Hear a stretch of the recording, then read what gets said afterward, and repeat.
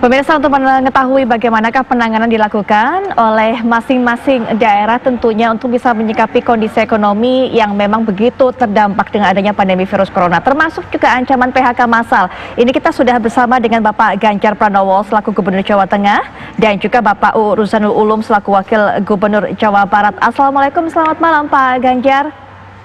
Waalaikumsalam, selamat malam Mbak Putri. Baik, Pak UU, Assalamualaikum, selamat malam Pak UU. Waalaikumsalam dan selamat malam, Mbak Putri. Baik, Pak Ganjar, ini kita ingin tahu bagaimana cara dari Provinsi Jawa Tengah untuk bisa menyiasati dan juga menyikapi Pak ancaman PHK massal yang memang tidak bisa kita pungkiri akan menjadi dampak dari pandemi corona ini. Ya, sebenarnya yang PHK sudah terjadi, yang dirumahkan sudah terjadi, kondisinya macam-macam. Ada yang memang mereka mendapatkan tekanan karena COVID ini, sehingga penjualan virusnya agak bagus. Tapi ada yang belum terlalu jelas sebenarnya persoalannya apa. Kita tidak mau ada free rider dari perusahaan yang kemudian karena kondisi awan tidak bagus, kemudian dengan adanya COVID melakukan PHK. Kita pesankan dari awal, tolong untuk dijadwalkan ulang, diomongkan dengan karyawan, dengan serikat pekerja, bagaimana menata kondisi yang sulit ini. Maka dirumahkan sebenarnya menjadi pilihan yang bagus, tapi tidak di PHK. Nah, dari catatan itu kalau boleh saya sampaikan Mbak Putri, Ya. Kalau dari kami catat itu, kurang lebih ada 294 perusahaan yang terdampak di Jawa Tengah dan ada 66.990 yang terkena PHK. Maka kita dari pemerintah menyiapkan untuk merescue mereka. Bagaimana rescue-nya, kita reassessment, bagaimana kondisi masing-masing, pengen kerja apa, terus kemudian passion-nya di mana, kita coba bantu mereka masuk kartu prakerja dan seterusnya, agar mereka bisa bekerja. Terhadap perusahaannya, tentu problem-problem yang dihadapi apa? Kan ada insentif pajak yang diberikan oleh pusat. Kemudian kalau terkait dengan utang ada rescheduling. Jadi cara-cara itu yang kemudian sekarang kita persiapkan. Bahkan kemarin, seorang pemuda usia 24 tahun namanya Sofyan, mereka bisa menampung mereka yang kena PHK dengan cara jualan sayur, yang sekarang penjualannya meningkat sampai 300%. Maka ini sebenarnya cara-cara baru yang inovatif kreatif untuk memberikan lapangan kerja baru kepada mereka. Ya, kita harus siap-siap untuk saling geser atau mencari potensi baru atau barangkali merescue perusahaan lama agar tetap bisa bekerja, termasuk perusahaan mebel di Demak. Ekspornya sampai hari ini masih berjalan sampai ke Amerika, terus kemudian beberapa yang sifatnya harus tertunda, tapi intinya produktivitasnya masih tinggi. Mungkin tinggal menunggu saja kondisi yang ada ini. Ya, mudah-mudahan tidak terlalu panjang. Baik, kita harapkan bersama tidak terlalu panjang, Pak Ganjar. Kalau di Jawa Barat sendiri, Pak U, seperti apa kebijakan yang diterapkan untuk kemudian membackup perusahaan-perusahaan ini? Karena memang seperti yang dikatakan juga PHK ini sudah terjadi dan mungkin akan gelombangnya juga akan semakin besar berikutnya. Ya, memang betul kata Pak Ganjar, ini mungkin bukan disebut PHK ya, tapi dirumahkan karena memang perusahaannya aktivitasnya berhenti. Pemerintah Provinsi Jawa Barat dengan keadaan corona yang sekarang alhamdulillah kita berita gembira yaitu di bawah 1%, maka kebijakan-kebijakan kami memberikan keleluasan kembali kepada pihak perusahaan untuk mengoperasionalkan kembali perusahaannya. Kemarin kita sudah melihat beberapa mal di wilayah Jawa Barat, Pak Gubernur juga, kami juga ditugaskan oleh Pak Gubernur, kemudian Bapak Presiden juga ke Jawa Barat.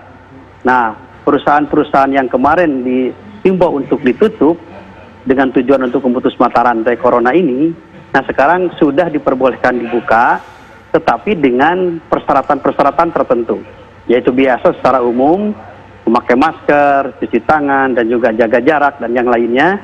Dan alhamdulillah sekarang sudah agak menggeliat lagi perekonomian di Jawa Barat, tapi memang belum sesuai dengan yang diharapkan. Jadi mereka yang kemarin dirumahkan, sekarang dipekerjakan kembali, karena memang perusahaannya dibuka. Baik itu pabrik, pertokoan, mal, dan yang lainnya, termasuk home industri. Kemudian juga kita sedang mempersiapkan untuk padat karya. Karena kita tahu dalam menghadapi virus corona ini Jawa Barat ada 3 fase. Satu fase masalah kesehatan yang sekarang alhamdulillah mungkin sudah hampir selesai. Yang kedua fasenya adalah bantuan sosial. dan sekarang mungkin tinggal 2 bulan lagi, dan fase yang ketiga adalah pemulihan ekonomi lewat padat karya dan membuka lagi lapangan kerja yang kemarin ditutup. Baik. Kita sudah menganggarkan sekitar 3,5 triliun untuk padat karya. Tetapi padat karya ini ada sebagian wilayah yang diarahkan untuk membangun saluran-saluran air ataupun irigasi. Karena di samping dia mendapatkan uang dari kegiatan padat karya, juga ada efek domino meningkatnya pertanian di Jawa Barat, karena memang Jawa Barat potensi sawah, potensi ekonominya lewat pertanian sangat luar biasa. Baik, Mas Luki harus ada inovasi, kemudian juga menggali potensi. Tapi bagaimana Mas Luki melihat ketika new normal, aturan-aturan agak dilonggarkan, kemudian tempat-tempat juga dibuka, seberapa besar ini bisa membawa ataupun menjadi angin segar bagi para pelaku usaha ini? Pertama kita harus lihat economic skill. Jadi skala ekonomi, nilai keekonominya manakah yang mampu benar-benar menjadi kontributor untuk pertumbuhan ekonomi wilayah gitu. Karena apa? Kalau kita lihat pertumbuhan ekonomi Indonesia itu disumbang dari pertumbuhan ekonomi wilayah.